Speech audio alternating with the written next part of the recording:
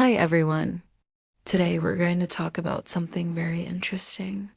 The topic is Freud reveals and warns about the emotional cost of single mothers in relationships. This video will be very interesting for those who are in relationships with single mothers or those who are planning to date or marry a single mother. So make sure you watch this video until the end so that you can understand what Freud has revealed about single mothers. So let's get started. Before we start, don't forget to hit the like button and subscribe so you won't miss out any new videos. Sigmund Freud was an Austrian neurologist and the founder of psychoanalysis. He was born on May 6, 1856, and died on September 23, 1939.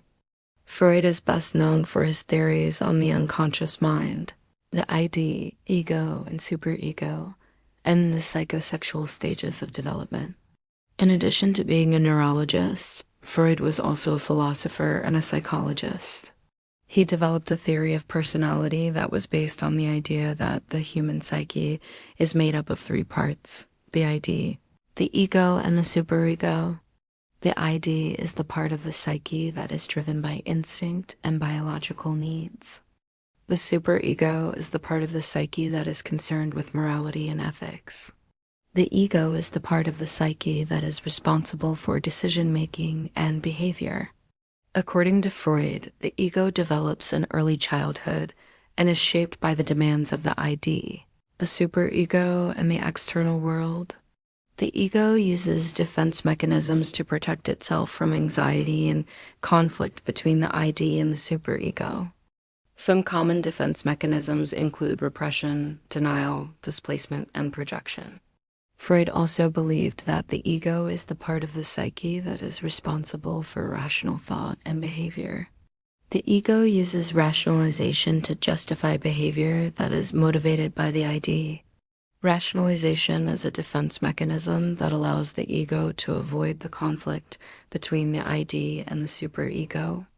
Now, according to Freud, the superego is the part of the psyche that is concerned with morality and ethics. The superego develops in early childhood through interactions with parents and other authority figures. The superego sets standards for behavior and judges whether the behavior of the ego is acceptable or not. If the ego violates the standards set by the superego, then guilt and shame are likely to result. Psychoanalytic theory holds that much of human behavior is motivated by unconscious drives and conflicts. These drives and conflicts are often sexual or aggressive in nature, and they originate in the ID. The ego employs various defense mechanisms to manage these unacceptable impulses.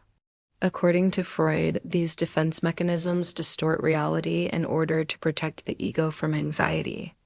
It is important to note that Freud's theories have been the subject of much debate and controversy over the years. Some of his ideas, such as his theory of psychosexual stages, have been particularly controversial. Nevertheless, Freud's work had a profound impact on the field of psychology and continues to be influential today. Now let's talk about Freud and single mothers.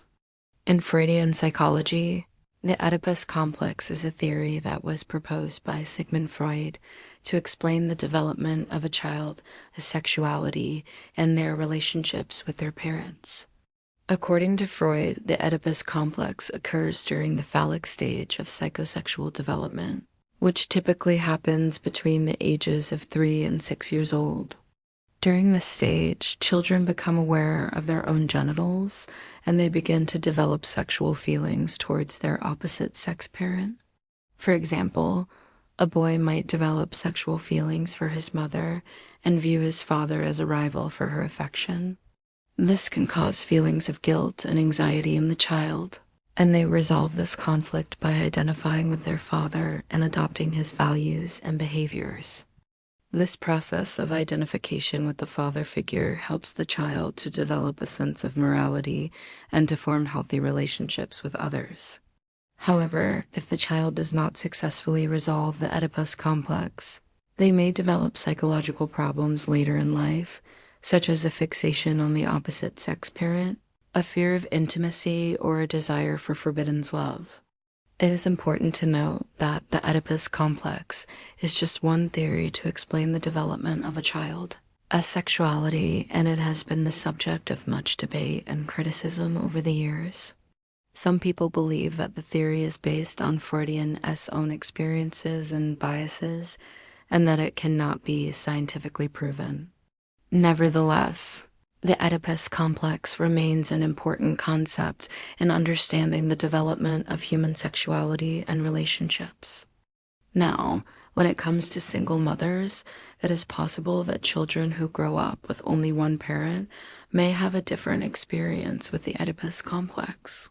For example, if a child does not have a father figure in their life, they may not go through the same process of identifying with a father and resolving the Oedipus complex in the same way.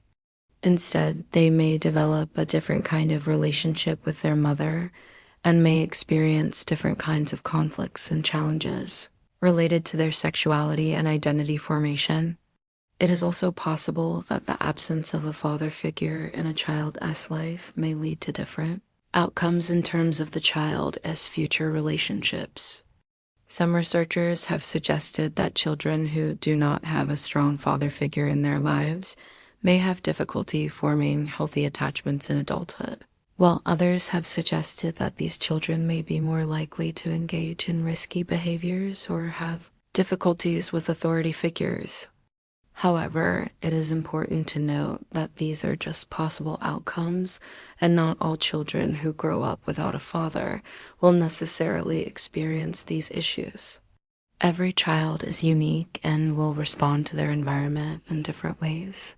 Furthermore, the impact of not having a father figure in a child's life can vary depending on a number of factors, including the child's age at the time of parental separation, the quality of their relationship with their mother and other caregivers, and the level of support and resources available to them. Overall, while Freud's theories offer some interesting ideas about how our early experiences with our parents shape our adult relationships, they should be viewed as just one lens through which to understand the complexities of human relationships and development. It is important to consider a variety of perspectives and to avoid relying on any one theory to explain the diversity of human experience.